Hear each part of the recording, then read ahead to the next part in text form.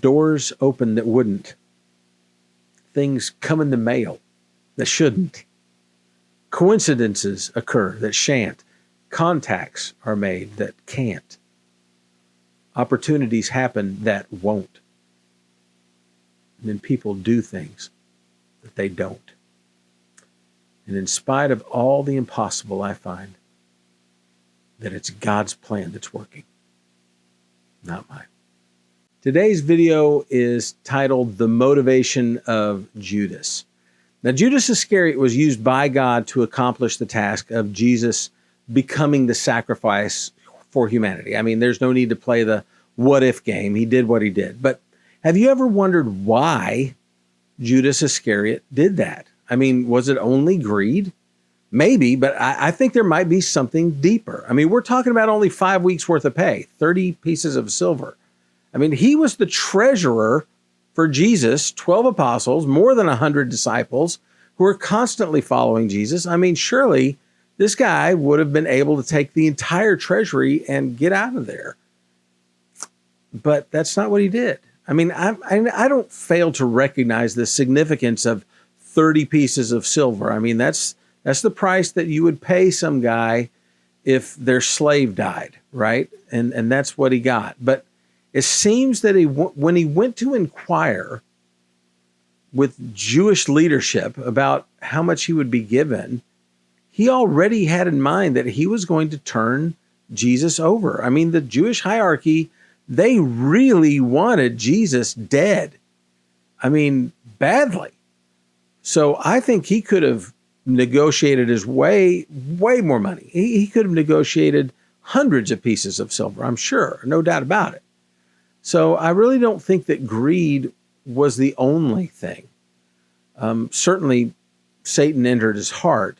But what was it that Satan whispered to him? I'm just wondering, I mean, why would someone who had personally gone on a mission trip, who had personally healed people, thrown out demons, spread the gospel, I mean, he had personally witnessed Jesus walk on water, raise the dead, tell the weather to calm down. Why would he want to turn Jesus over to officials?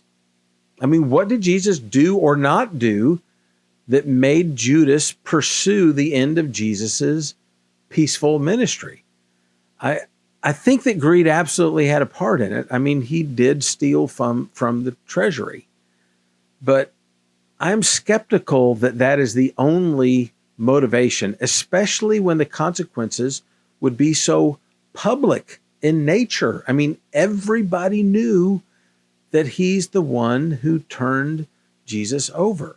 It would be kind of like a bank manager with access to huge sums of money. He decides to not steal money from the bank, but he's going to sell the bank owner's office furniture and unlocks the door to the office while the bank owner is in there, and he lets the people in that are buying the furniture, the stolen furniture. I mean, he knows that he's going to get caught, right? He knows that he's breaking the law. He knows everyone will know that he did it. He knows he's about to be unemployed, and no one will ever trust him again. Why would he do that? Greed? I mean, sure, I guess. I mean, there was 30 pieces of silver, but man, there's got to be more to it than that. There's got to be something deeper. So what was it? Well, we don't know. I mean, maybe it was only greed, but I'm just kind of thinking out of the box. Maybe Judas might have been disappointed with Jesus's form of the kingdom.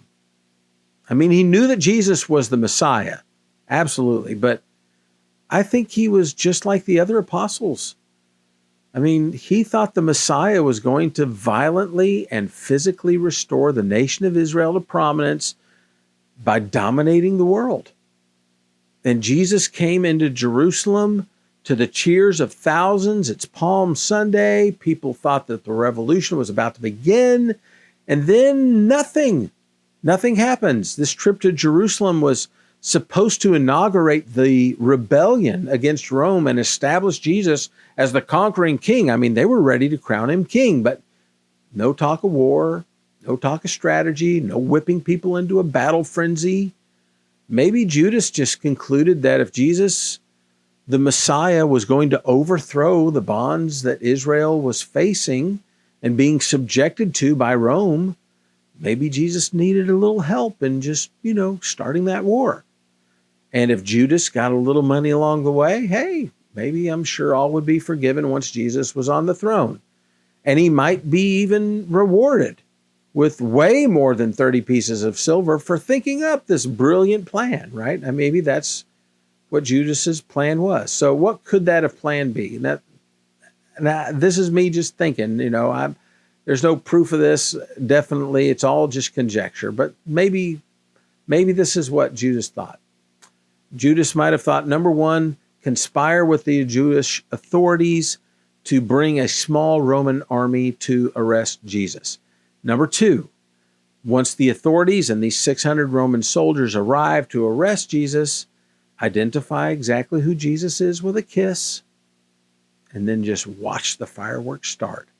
Number three, when they attempt to grab Jesus, watch as the Messiah himself, the Son of God, does whatever he's going to do and kills these 600 Roman soldiers with an angelic army. I mean, it seems that Peter was willing to start the attack as an act of faith. Didn't he cut off Malchus's ear?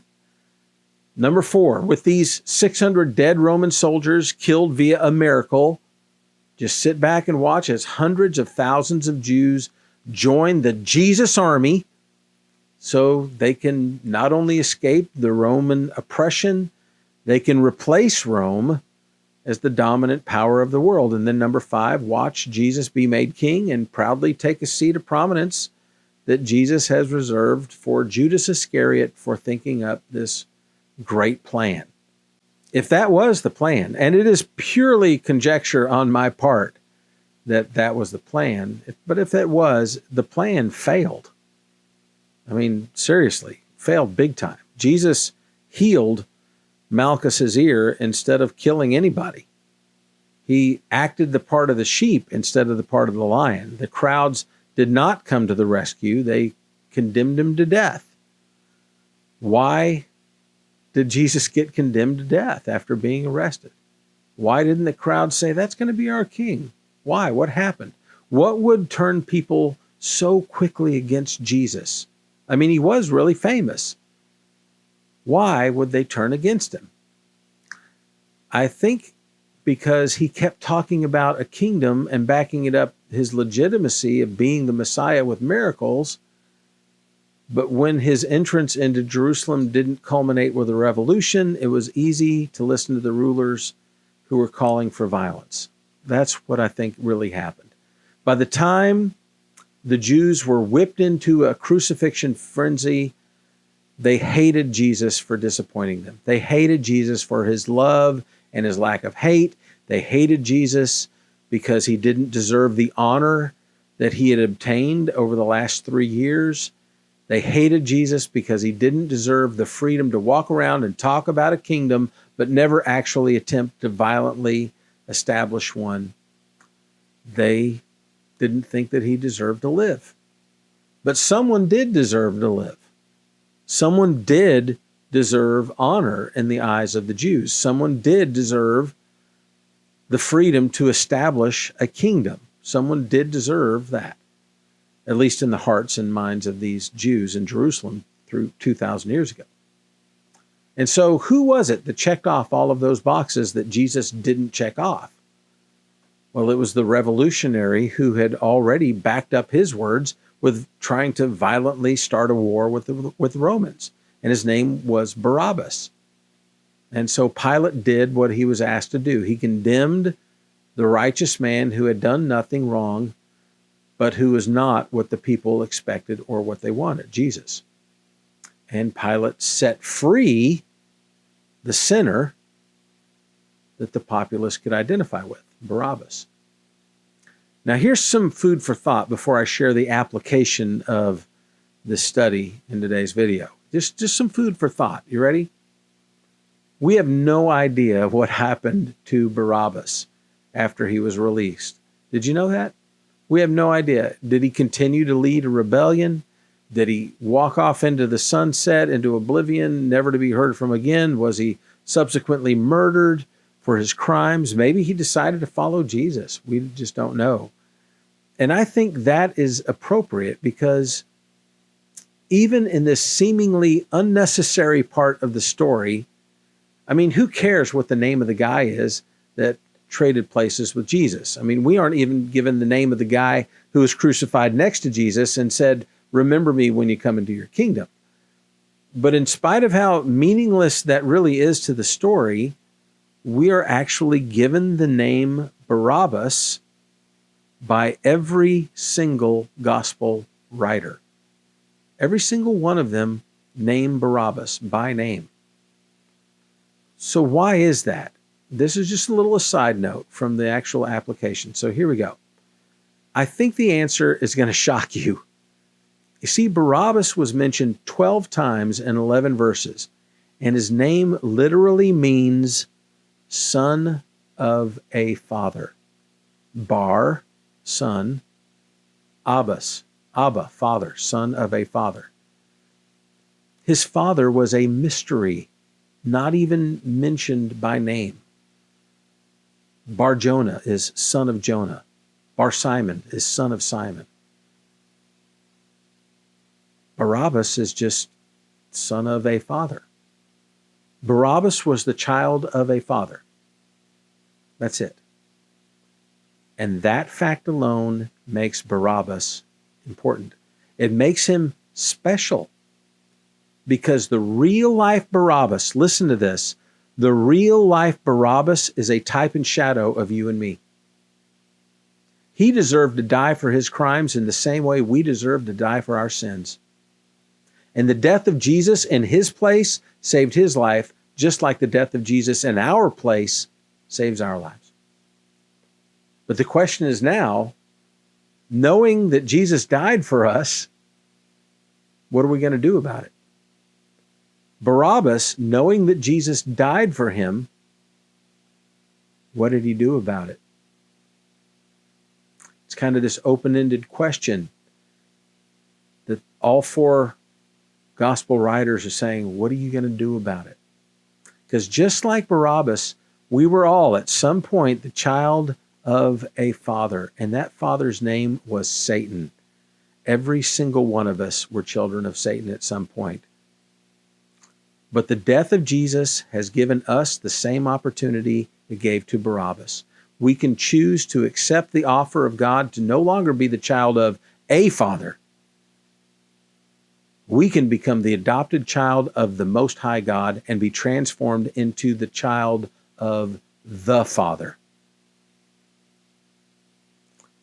So besides that obviously important side note, what is the application of this video in our lives today? Well, here it is. Just like Judas Iscariot, sometimes we think our plans are better than the plans that God has. 6 years ago, I made a deal with God. And some of you were saying, Bob, don't ever make a deal with God. But I did. In exchange for God closing every door that he did not want me to walk through, even those that Satan opened, God closed those doors. In exchange for him closing those doors and opening only the favorite door that he had in mind for me, this is what I was going to do for God. I'm going to put my trust in him. And I'm going to absolutely walk through every door that he has opened without question and without delay. See, on one hand, that makes my life extremely simple and liberating and easy. But on the other hand, that's the toughest thing I've ever done. It's learning how to submit to whatever plan the Lord has in store for me. That is the hardest thing I've ever done. No matter what it is, I just walk through the door. And I don't understand it. And it doesn't work when I write it down on paper. But somehow, some way, I look back and I see where I was 6 years ago and where I am today.